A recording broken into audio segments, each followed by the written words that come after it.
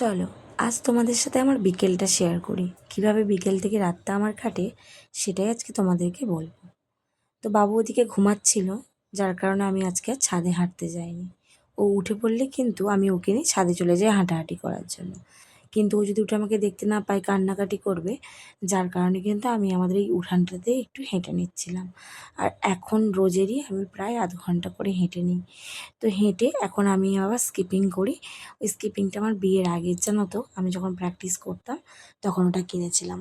তো তারপর থেকে তো আর কোনো কাজে লাগেনি, ওখানেই পড়েছিল। তারপরে মা আবার বলল এটা তোলা আছে তাহলে নিয়ে যা।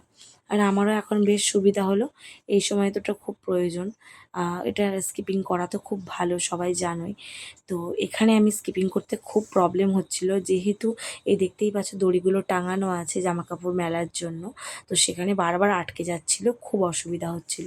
আর হাতে একটু পেঁচিয়ে নিচ্ছিলাম যাতে স্কিপিংটা একটু ছোট হয়ে যায়, সুবিধা হয় স্কিপিং করতে। তো যাই হোক, দেখো কীরকমভাবে করতেই পারছি না, বারবার আটকে যাচ্ছে, খুব প্রবলেম হচ্ছিলো। তো অনেক কষ্ট করে অনেকবার ছোট করে তারপরে কিন্তু আমি করেছি, মানে যে খুব কষ্ট করেই করেছি। ছাদে গেলে এই প্রবলেমগুলো হয় না, কেন ছাদে তো একদম বড় জায়গা, খোলামেলা, কোনো রকম অসুবিধা হয় না। কিন্তু বাবুর জন্যই যেতে পারিনি আর কি। তো যাই হোক, ও ওদিকে ঘুমাচ্ছিল, এদিকে আমি আমার কাজটা মিটিয়ে নিলাম। তারপরে কিন্তু ফ্রেশ হয়ে এই যে একটু চুলটা বেঁধে নিলাম। আজ যে কত মাস পর চুলে বেনুনি করলাম তার ঠিক নেই। আসলে আমি চুলটা তো কাটিং করেছিলাম, তোমাদেরকে দেখিয়েওছিলাম। বাটারফ্লাই কাট করা আছে আমার চুলটায়। আর ওই কাট করলে না, মানে ওরম ধরনের যে কোনো কাটিং করলেই কিন্তু চুলটা এরম বেনুনি করা যায় না, কারণ বড্ড এদিক ওদিক থেকে বেরিয়ে যায়, খুব অস্বস্তি লাগে, যার কারণে আমি করি না। তো অনেক দিন পর আজকে করে নিলাম। তো যাই হোক, যেটা বলছিলাম, জানো তো, জীবনে ধাক্কা খাওয়া দরকার যে কোনো দিক দিয়ে, এতে কিন্তু মনে জেদটা ভীষণ পরিমাণে জন্মে যায়। ওয়েটটা গেইন করে ফেলার পর সবাই এত বলেছে যে ওয়েট বেড়ে গেছে, এমনকি আমার হাজব্যান্ডকে ডেকে পর্যন্ত মানুষ এই কথা বলেছে যে তোর বউকে আগে ভালো লাগতো এখন ভালো লাগে না, ওয়েট বেড়ে গেছে। আমি বুঝি না মানুষের এত সমস্যা কোথায়।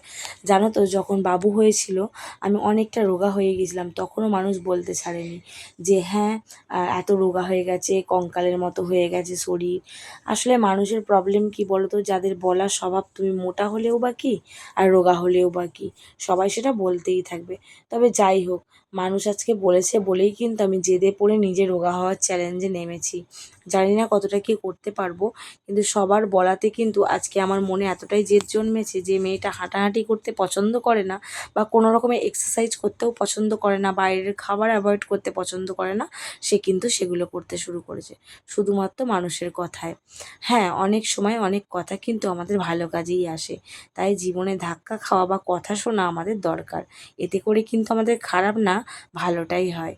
তো যাই হোক, জানি না কতটা রোগা হতে পারবো, কারণ আমি তো একদম প্রপার ডায়েট করছি না, কিন্তু যেটুকু পারি চেষ্টা করছি। জানি না কতটা দূর কী করে উঠতে পারবো।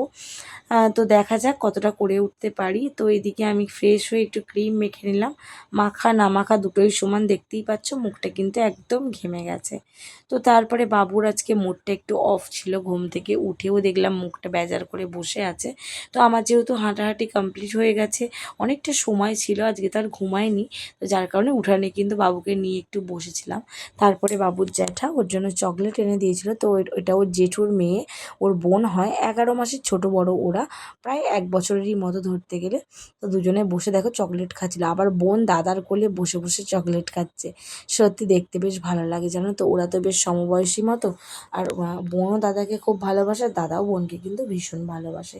তারপরে যাই হোক, এখানে আমি গ্রিন টিটা খেয়ে নিচ্ছি। আর আমার সবথেকে বেশি উপকার হয়েছে যে চা খাওয়াটা আমি ছেড়ে দিয়েছি, কারণ দুধ আর চিনি যদিও বা খেতাম না, আমাদের পুজো করে বাতাসা পাই, তো বাতাসার চাই খেতাম, কিন্তু মিষ্টিটা তো অ্যাভয়েড করা খুবই ভালো। তো যেহেতু গ্রিন টি খাচ্ছি, ওগুলো অ্যাভয়েড করছি, তো খুব ভালোই হচ্ছে তাতে আমার।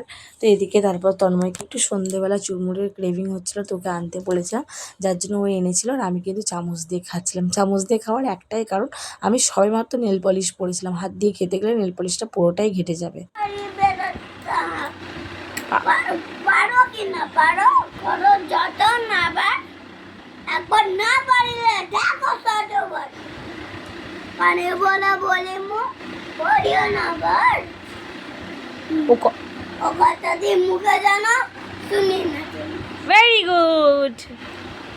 পরে বাবুকে একটু পড়াতে বসিয়ে দিয়েছিলাম, আর তারপরে এই যে পড়তে বসে যেটা ও রোজ করে থাকে বদমাইশি, তো সেটাই করছিল।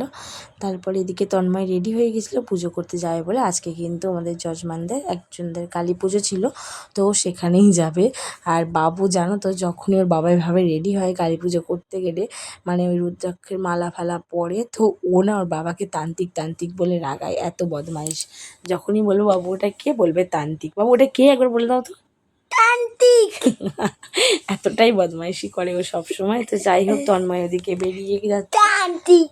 এদিকে বাবুরও কিন্তু পড়া কমপ্লিট হয়ে গেছে। তারপরে ডিনারে আজকে কাবলি ছোলা আর রুটি ছিল, আর বাবুর এতটাই ফেভারিট ও কিন্তু রুটিগুলো ছিঁড়ে দিয়েছিলাম, বসে একা একাই খাচ্ছিল। আর কাবলি ছোলা কিন্তু আমারও ভীষণ প্রিয়। তো যাই হোক, চলো ভিডিওটা এই পর্যন্তই। কেমন লাগলো কমেন্ট করে জানিও। দেখা হচ্ছে নেক্সট কোনো ভিডিওর সাথে। তো আবার আসবো নতুন কোনো ভিডিও নিয়ে তোমাদের সাথে। তার আগে দাঁড়াও, একটা কথা বলতে ভুলেই গেছি। মা এই যে দোকান থেকে একটা জেঠিমা আমসত্ত্ব বানিয়ে দিয়েছিলো, সেটাই নিয়ে এসেছিলো, সেটাই খেয়ে নিচ্ছিলাম। আর এই আমসত্ত্ব কিন্তু আমার ভীষণ প্রিয়।